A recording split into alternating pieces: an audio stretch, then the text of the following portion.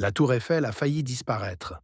À la fin du XIXe siècle, Paris veut marquer les esprits avec une exposition universelle pour célébrer le centenaire de la Révolution française. La France a besoin d'un symbole audacieux. Gustave Eiffel se présente avec un projet de tour métallique de 300 mètres. Un défi fou pour l'époque.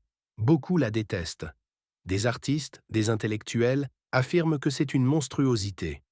Des lettres envoyées au gouvernement pour demander son interdiction. Le projet est même qualifié de barbarie. Mais Eiffel, lui, reste convaincu. La construction débute en 1887.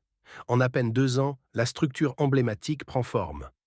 En 1889, la tour est inaugurée et le monde entier est ébahi. Ce que personne ne sait, c'est que la tour avait une durée de vie prévue de 20 ans. Elle va pourtant connaître un destin incroyable.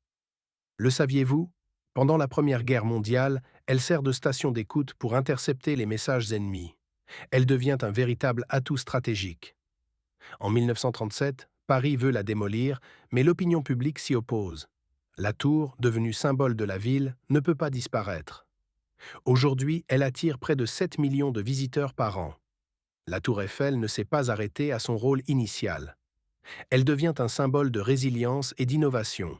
La vraie surprise? Elle est peinte tous les 7 ans pour la protéger. La couleur, brun Eiffel, a évolué, mais elle reste indémodable. La tour Eiffel n'est pas seulement une structure.